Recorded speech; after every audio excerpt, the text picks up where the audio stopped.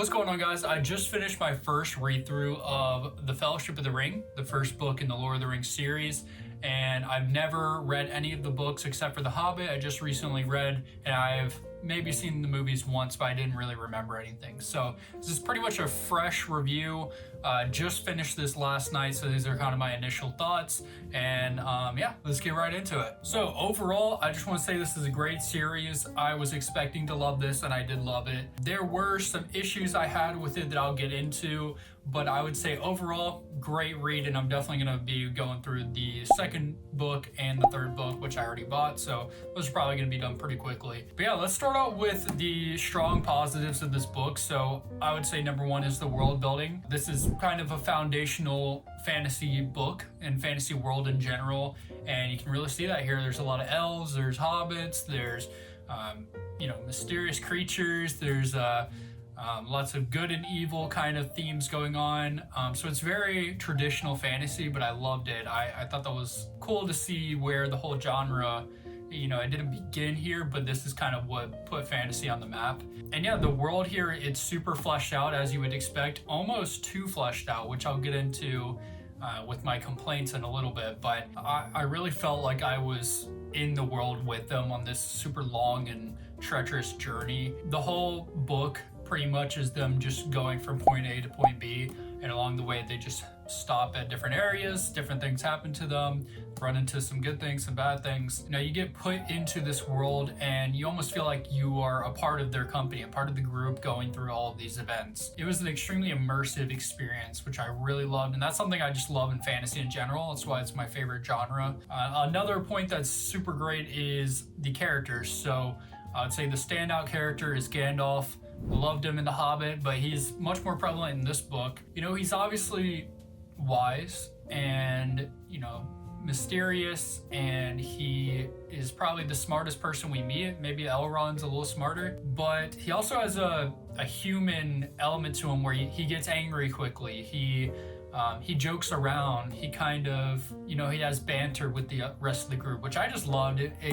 He's a very real character to me. It's not just this old wizard that's all powerful. He can do everything. He has character flaws, but he's also at his heart just a great person. I won't get into spoilers here, but obviously Gandalf plays a huge role in this first book. There are points in the journey where he's not in here, and then there's points where he is in here, and I would say overall when he is in the book, it's the strongest points in the whole story. So yeah, Gandalf, definitely my favorite character. I would say Aragorn is probably my second. He's just so heroic. He's such a great companion for the hobbits, especially. I feel like he just connects with them really well. He understands them, can resonate with them, even though he's supposedly some king or whatever he is. I don't really know his story yet, but yeah, it just immediately from the get-go, he's a great character. I enjoyed all of his moments. And he was just someone who always stepped up to the plate.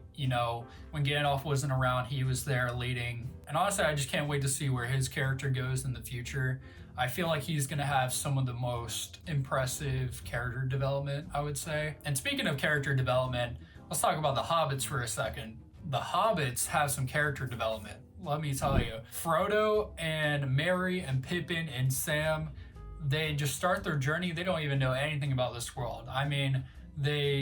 I've heard stuff from Bilbo. Obviously, Frodo is really close with Bilbo, and, they're a little more into it than the other hobbits. But overall, they just have never left the Shire before. I thought that was really cool to see how they progressed from the beginning to the end of this book. Frodo especially has gone through so many changes.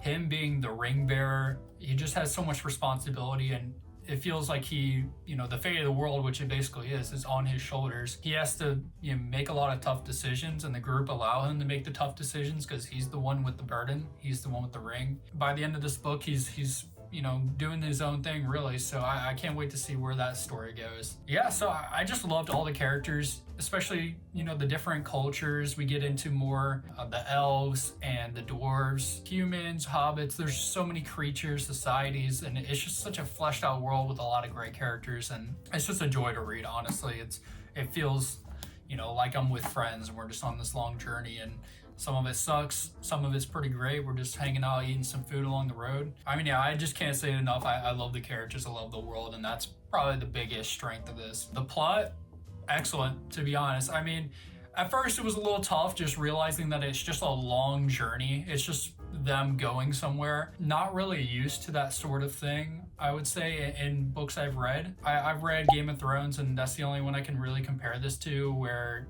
people just go on some long walking journeys. Like Brienne of Tarth. It took me a little bit to get adjusted to that because there were moments where it was kind of just like, oh, we're still just walking? Like, were you gonna do anything? But I mean, the plot in general, there was a lot of key moments. I would say the whole idea of the ring needing to go directly to Mordor, where Sauron's whole army is, it's crazy, to be honest. I don't even know how they're gonna do that, because that's like where the enemy is. So I'm interested about that. Seems like there's some flaw in that plan, but obviously that's like the only place you can destroy the ring. You have to go inside the heart of evil, pretty much. The other plot points I would say that were great is just the history with the elves and the dwarves were really cool, especially the elves, because I think we get a lot more of that in this book. In The Hobbit, we got a lot of dwarves lore of the dwarves. We got a lot of backstory for the dwarves, whatever I'm trying to say. You know, this one, it's a lot more focused on the elves, and I keep hearing things about the Elder Days, things along those lines. It just feels like this world is so fleshed out, and there's a lot of story to be told even past this, which I know there are like dozens of other books. I do have some strong negatives, I'm not gonna lie. Part of it I think is my fault. I think it's just me needing to adjust to this book and how it's written, and just never reading something like this before. I would say Tolkien's writing style, it's a little bit hard to adjust to at first. He's very descriptive, and it being just a long journey from point A to point B, it's sometimes just feels like, man, he's describing a hill again. Oh dang, we're describing the trees and the leaves falling and the sunlight again, and like a river. Like, it's just sometimes it's all samey. It kind of bugged me a little bit, but I would say that's only really in the first 100 pages or so. Once the hobbits actually meet Strider, Aragorn, that after that point everything was great. I have no true complaint. I mean, I have a few complaints, but for the most part, excellent. I would say the first 100 pages, there could have been a little more action. There could have been a little more stops along the way in their journey. I know we hung out with Tom Bombadil for a little bit, and you know, didn't hate him. I know a lot of people dislike that section. Apparently he's not in the movie either. I didn't know that, but I didn't hate that section, but overall just not a lot was happening right there. And just his descriptions, he kind of goes on and on for a while, but it's something I just had to appreciate, honestly. At this point, I appreciate it, and I feel well equipped to get into the next 2 books. The Hobbit honestly didn't prepare me for how descriptive this is. It's pretty different, I would say. The Hobbit kind of flew by. It was very fast paced. This one, we really live in the world a lot, which it's different. I like it though. I liked it. So that's one complaint. Another one I had was just how Tolkien kind of throws in all this lore and backstory, and he does not explain it at all. Like, not even a little bit.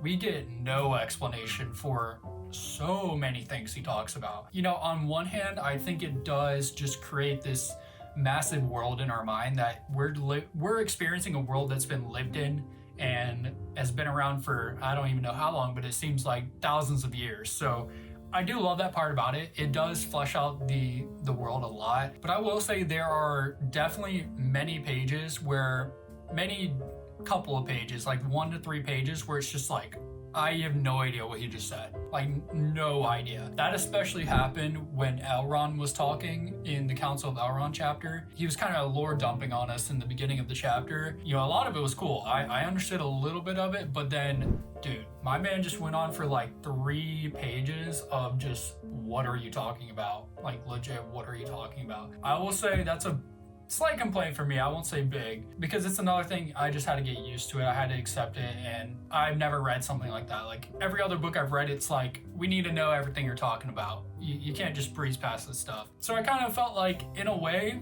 we were able to make our own stories, or I guess I was able to imagine what he was talking about, in a way. You know, he wasn't spelling it out for me. He told me some names, he told me a few things, and, you know, I'm left with what to do with that. So I create my own story in a way. That's how I'm going to cope with it. I don't really know if that's correct. Overall, it didn't affect me too much, but it was jarring at first. Like I said, with the description, I think I'm kind of well equipped at this point. But other than that, I think that's pretty much my only complaints. Overall, On Goodreads, I rated this a 4 out of 5 stars. I could definitely see once I read the entire series and then maybe I come back to this could be 5 stars. But for the moment, I just can't excuse the first 100 pages or so where I was honestly kind of bored and the pacing was just really slow. So I think I have to rate this a 4 just because I wouldn't be honest with myself if I gave it a 5. But this is definitely an example of something that on a reread could be a 5. Well, that's pretty much my review. I'm definitely going to get started on The Two Towers very soon, probably tomorrow and the next day. I'll give you guys a review on that. Just let me know what you guys think of The Lord of the Rings or this book in general. Let me know what you think of The Hobbit. Did you like this series? Do you like this book? Do you resonate with anything I said? Did I miss anything?